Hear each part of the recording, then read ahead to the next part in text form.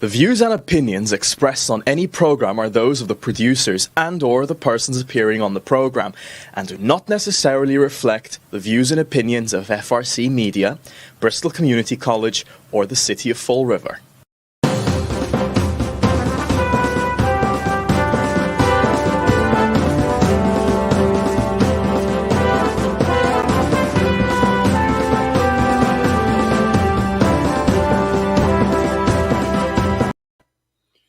Well, hello. Welcome to Spindle City Straight Talk. I'm Chip.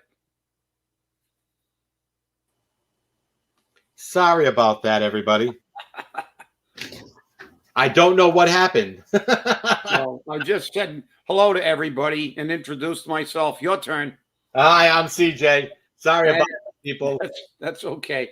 And it's Cluster Monday. It's a bleak Monday in the Riv and in the United States. So, obviously, unless you've been under a rock, you see the total disaster that's occurring in Afghanistan. So, again, lack of leadership at its highest level. We got a guy that hid in a cellar for his entire in his basement for an entire campaign, and now he's hiding. Hasn't made a statement about the absolute fiasco. Women, children, now are going to go back under Sharia law, and they will be abused and used. And there was they're going to all come out and blame Trump. There was no rhyme or reason to this withdrawal, obviously. They're not even prepared.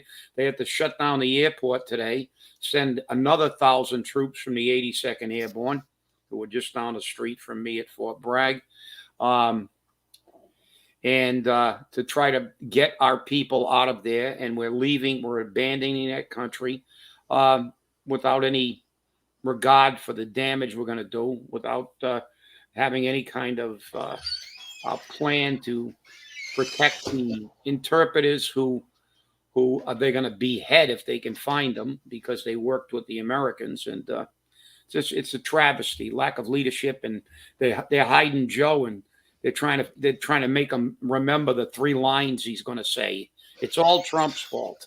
Yeah, well, it's interesting because there's approximately 1,000 or more Afghan interpreters that are in the country without visas, and they can't come here because of that. You would think that the United States Department of State would say, okay, just load them on a plane and get them here. Yeah. Now, and now we also have the airport in Kabul broken down into 2 sides, the civilian side and the United States side. And they have barbed wire separating them, and that's not working because the Afghans are going over the barbed wire. They're getting cut. They're getting hurt. They don't care. They want to get out of the country. They're looking to leave. They're boarding planes to the points of beyond capacity, and the pilots can't leave with that many people on, and nobody wants to get off the plane. So they'd rather everybody die than have a few people survive. It's mass hysteria. It's mass hysteria. And, it's nice to see that it's not only Fall River that doesn't have leadership. It's good to see that the country has the same problem. We're not alone. I wouldn't go that far. It's good, but I mean, it's not surprising because, we're repeating, the old saying, if you take the same type of action, it's and expect a different result. That's the definition of insanity. Well, we did the same thing we did in Vietnam. In Vietnam, it became politically expedient to leave. And we did, and we left people trying to grab helicopters on the way out. And we left them in a lurch, and they were taken over immediately because of the same fact. That wasn't because South Vietnam didn't have an army. It's saying, why bother? America left. We've got no backup. We need more. We need the resources of the United States. And the other thing is, let's face the reality.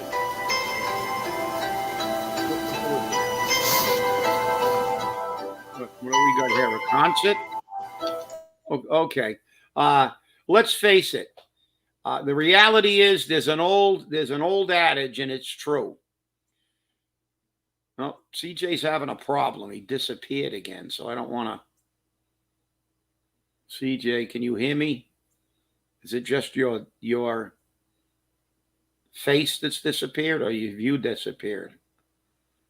Having problems with his link, unfortunately. Well, this is live television, so we've got to continue here. Here you go. I just said you disappeared again, and it's like, yeah, but this time I wasn't logged off. I was trying to figure out where that noise was coming from. I got rid of it. I think I got rid of it. Yeah, and it's not here. So let's. Where I was going was let's face the fact. There's an old adage that rich old men start wars and poor young men fight them. Or die in them. Fight and die. Yeah. But they fight in them. You don't find a lot of rich kids in the military. I think they're in, most of the congressmen's kids, and if they are in the military, they're way behind the line somewhere, and they got a job in Washington or something like that. That's the fact. The fact is, politicians pretend they care about the sacrifices made, but they don't. It's all about money. Cheney and his Dick Cheney and his Halliburton became trillionaires in the war. We can go back to the Civil War, where the richest people in the United States became richer by selling arms to the Confederacy and to the Union armies. So war is a money-making deal for the rich people, and they don't feel any fallout. But this one, unlike Vietnam, there will be fallout because they opened the doors to the prisoners that they got from Gitmo and sent over there. So now we have the people who planned 9/11, and we're approaching 9/11, out loose again, and they will retaliate. Because one thing about them, the jihad isn't a one-day holiday. Their religious jihad takes their entire life. They spend their life trying to be jihadists and being jihadists. So we have to worry about a threat to the United States and forget about the fact that we've abandoned all the women and children and people in Afghanistan without having any kind of plan to leave a small compliment. And the irony is, we want to get out. Yeah, we want to get out. We shouldn't have been there in the first place. And I said that 20 years ago. But the fact is, we still got troops in Europe. Right, we do. When did the damn Second World War end? I hate to tell you this. It was like 1945. At least the European theater of operation. So the fact is, we still got troops in Japan. We've got troops everywhere that we ever had a war, basically, still there. We have some. We didn't need to keep 150,000 troops, combat troops, but you need to support. If you stuck your nose in it, you should have made sure that we stayed there to at least help these people out and have people on the ground. We have special operations soldiers that could have stayed there, and we could have given them the logistics they needed to keep their government, and we didn't. Shame. It's a disgrace. And what's more disgraceful is the president of the United States is hiding. He's hiding while they're figuring out ways to make excuses, like on the border, with millions of people coming across the border, spreading COVID. We have to put on masks. We are required to get a vaccination. You can't get on an airplane without showing all kinds of stuff, and they'll fill an airplane full of illegals with nothing. No identification, no background check, no medical check, and they're dispersing them all over the country. This administration is an unmitigated disaster. Are you sure we're talking about the country and not Fall River? Well, we are a microcosm but let's face it, this administration is an unmitigated disaster. And I saw some congressman call, I think it was from New Jersey, calling for the resignation of Biden and Kamala Harris. I mean, listen, in 7 months, they've undone the entire country. We have a border crisis that's totally, and they lie. They got Mayorkas lying because they taped them saying this we can't, this is unsustainable. We got to, yeah. But then he goes out and says, "Oh, we're okay." It's the same thing with that other idiot. The night before they took Kabul, and everybody knew Kabul was going to fall, he's on there saying, "Oh no, that's not going to happen. They've got 300,000 Afghan troops, and they got an air force, so that it's not going to happen." And guess what? 12 hours later, it happened. So I mean, this is disgraceful. And the United States has taken a black eye that it may never recover from. We've abandoned again people. We stuck our nose in it. We wanted a nation build. And, that's the problem. The British tried that a long time ago, and it failed at the end. And this is the Americans started nation building. But if you stick your nose in something, at least have enough ethical and moral courage to try to leave those people some chance of surviving. They're going to go from, as you said, what Romney talked about women being able to drive, women being able to go to school, to now they're going to implement Sharia law, women are property. And now they have to walk around like, I don't know what you call them, but they're all covered up. You can't even see anything. I think it's called an Ibea. Yeah, well, like I know the burqas. They got the burqas. Yep. But the burqa's on the top. But they got over there. They got the whole outfit where you can't see anything. But you're gonna go from getting it. Then that's to me worse than not even. They should have just left everything alone, because something. It's bad enough when you're repressed to that degree. But when you give them a taste of freedom and then yank it away, I mean, this is disgraceful. I'm sorry.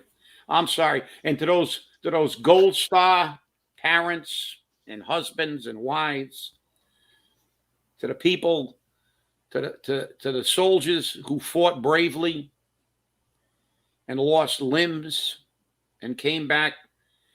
And a statistic a lot of people don't know is there have been more suicides, 60,000 suicides due to post-traumatic stress from these wars that we've had in Iraq and in Afghanistan than were lost in the entire Vietnam conflict. And forget about all the people that have lost arms and legs or both and lost their lives. My thoughts are with you today. Yeah, I mean, these Gold Star parents and Gold Star families have every right to be pissed off. Okay? And there's no question about it that they should be. And by the way, it's called the hijab. Well, yeah, burqa, hijab. That's Arabic, but I mean. But no, they have every right to be pissed off. Their sons and daughters went over to Afghanistan to free that country and to take back the country from the Taliban. And this president turned around and said, the heck with you guys. I don't care what you've given. I'm going to take these people out of there. I'm going to leave 1,000 troops only to build up the Afghan army. They now can take care of their own country. Obviously, they couldn't take care of their own country if within 24 hours their capital fell. Yeah. Well, when you not even 24 hours.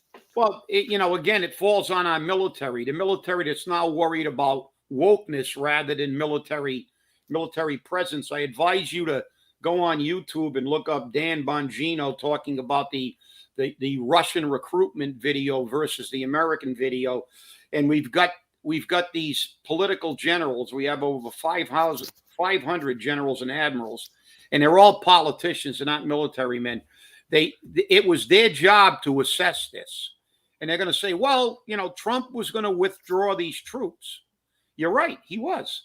But Trump was going to be prepared to intercede and make sure that if something happened, the United States would have not allowed this thing to deteriorate. There wasn't even a plan for the second day after withdrawal, because Right. now they can't get them off the ground at the airport.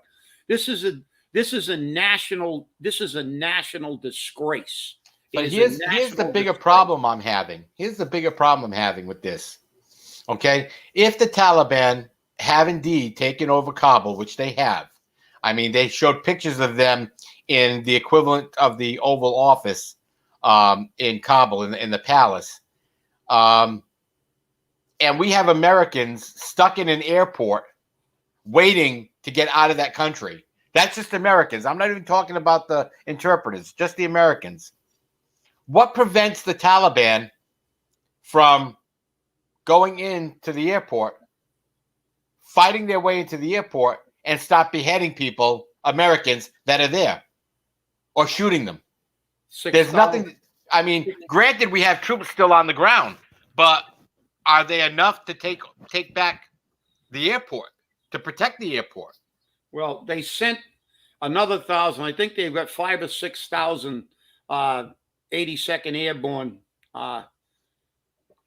troops. Yeah, there was 5,000 more sent overnight or something.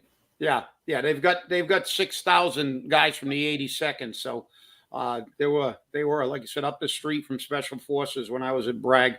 I knew a lot of guys from the 82nd. We used to jump from the same from Pope Air Base. We used to use Pope Air Base to do our jumps, and the 82nd was always there. Great troops, and that's the problem. American troops again in harm's way because of total lack of planning by the generals. I saw a Navy SEAL interview the other day, and he basically said, he called it like it was. He said, the generals we have are politicians. They're not military generals. Millis is more worried about learning about white rage than he is about having a ready military. And it's a travesty, and like I said, when we think about the cost, and let's remember something here. Everybody goes, a lot of people go, who gives a damn what happens to Afghanistan and those people? I don't care. It doesn't bother me. But guess what? What we did over there now is gonna come back and bite us on the butt, because they let out all those terrorists that were at Gitmo, got sent over to Afghanistan and were over at Bagram. They let them out. And what do you think they're going to do when they're out? The reason we went over there in the first place, well, number one, a lot of people don't realize that after 6 months, we had the Taliban totally under control. There's a book called 12 Strong. It's about 2 operational detachments from Special Forces and the CIA and the indigenous people there, the Afghans, actually they disarmed the Taliban. And you know what happened then? Then the United States decided to do a social experiment. We began to nation build, and we got ourselves stuck in there for 20 years. But guess what? You let those people free. The reason we went over there was to take the fight to them so they couldn't come back and come here and do what they did on 9/11. They're free again. They're free again, and they control that nation. So now they have had to heighten the terrorist alerts back in the United States. So don't think that it doesn't matter, because it does. It really does. Oh, yeah, no question about it. And we are going to feel the effects of this for years to come. For years to come, okay? I don't think for a minute that we won't have terrorist attacks in this country. I do not believe for a moment that we won't have terrorist attacks. I believe that we will have them. I believe that they will be coming. And I believe that no matter how hard our country tries to fight them, it's going to be difficult. I mean, look, like you said, look at 9/11. Look how difficult that was. So it's going to be difficult for us to fight it now. All right. And if we can't get our own people out of Afghanistan, how are they going to protect our own people in our country? You're right, CJ. And you know what? The problem, because these people, our intelligence, our intelligence has been shown to be totally inept and useless. The military arm, the generals have been, nobody assessed anything. You're telling me that we've got generals over there that have to make on-the-ground assessments. I mean, they didn't have a clue. Nobody knew what was going on. They're too busy over here reading critical race theory and worrying about studying white rage rather than being soldiers. Let's face it, a military is there to protect and do and do harm on our behalf to protect the citizenry, not to be woke. If you look at that Russian video, like I said, go on there. But the key is that, you know, we look at this and it's always this, like, look at the as they say, the wokies. Let's look at the root cause. What happened to all our intelligence agencies? What did they all have their head up their rectum? Apparently they did. What happened to the generals? We got over 500 generals and admirals now, all of whom, as that SEAL said, are politicians, not military men. You're going to tell me that nobody could assess accurately or even close the ground situation, the situation on the ground in Afghanistan. So we got a hell of a lot of really high-paid people that don't have a clue. And secondly, we're going to depend on the intelligence agencies that have failed for the last 20 years to protect us from the terrorist activities. We got a problem. Houston, we got a problem. I agree. And there's no question about it. And my problem is, as you said, we have a lack of leadership at the top. I mean, you've got Joe Biden, you know, sitting in Camp David, basically doing nothing. Although he says he's consulting with his national security advisor and blah, blah, blah, blah, blah. But, you know, he's staying out of the limelight. Even Kamala Harris hasn't been seen or heard from, really.